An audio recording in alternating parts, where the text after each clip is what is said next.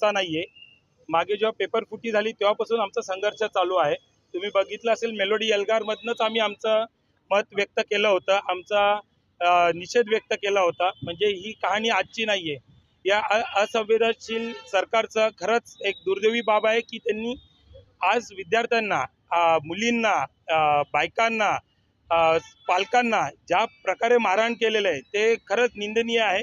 त्याचा निषेध करण्यासाठी आम्ही इथे आलोय। विषय कुठल्या पक्षाचा नाहीये, विषय राजकारणाचा नाहीये। आज देखील आम्ही राजकारणाला इथे सामोरे आलेलो नाहीये। तुम्ही बघितलं असेल राहुलजी गांधी यांनी जोपर्यंत सोनम वांगचुकजी होते त्यांनी जवळजवळ 21 दिवस तिकडे त्यांनी उपोषण केलं। तोपर्यंत पण देखील कुठल्याही सरकारच्या वतीने तिकडनं एक डायलॉग डिलिव्हर नाही झाला। त्यांच्याशी बोलायसाठी पण त्यांना वाटलं नाही। त्यांना वाटलं नव्हतं की भारतातला जेनझी हा किती त्यांचं रूप धारण करून त्यांच्या हक्कासाठी किती भांडू शकेल, हे त्यांना गाफील राहिले। पण आज देखील सांगतो मी, जे घडलेलं आहे याचा सर्वत्र जबाबदार सरकार आहे। नरेंद्र मोदी आहेत, अमित शाह आहेत, अमित शाह नंतर धर्मेंद्र प्रधान आहेत। यांना कसली लाज वाटते?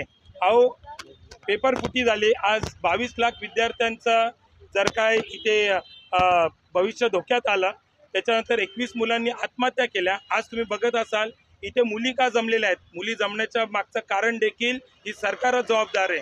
ज्या पद्धतीने यांच्या बहिणींना लाथाबुक्क्यांनी मारले, त्यांचे कपडे फाडलेले आहेत आणि सिव्हिल ड्रेसमध्ये देखील त्यांच्या मागे जाऊन कुठले तरी गुंड लोकांना, बीजेपीने RSSच्या गुंड लोकांनी मारलेलं आहे। याचा आम्ही निषेध करतो आणि हे कुठेतरी थांबलं पाहिजे। आणि अजूनही 500 लोक हॉस्पिटलमध्ये आहेत। आमची इथे प्रामुख्याने मागणी राहील की धर्मेंद्र प्रधान यांनी राजीनामा द्यायला पाहिजे। दुसरी मागणी, जी विद्यार्थ्यांवरती पोलीस कारवाई झाली आहे ती देखील त्यांनी मागे घेतली पाहिजे। आणि तिसरी मागणी, येणाऱ्या या नीट परीक्षा आणि किंवा परीक्षा पॅटर्नमध्ये महापालिका माफी असावी। सरकारकडनं केंद्रामध्ये चांगल्या पद्धतीने एक नियोजन करण्यासाठी विरोधकांचा पण मत याच्यामध्ये घ्यावं, ही आम्ही इकडे मागणी करत आहोत। आपण अतुल, मी तर त्यांना एकेरी नावाने उल्लेख करून आमदार अतुल यांनी या विद्यार्थ्यांना आतंकवादी म्हटलेलं आहे।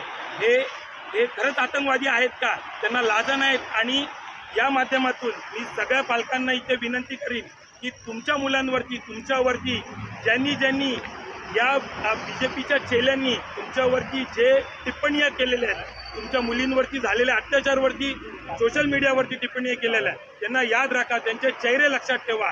येणाऱ्या काळामध्ये, येणाऱ्या निवडणुकीमध्ये यांना यांची जागा दाखवण्यामध्ये तुमचा राग व्यक्त करा, हीच मी या मार्फत तुम्हाला सर्वांना विनंती करतो।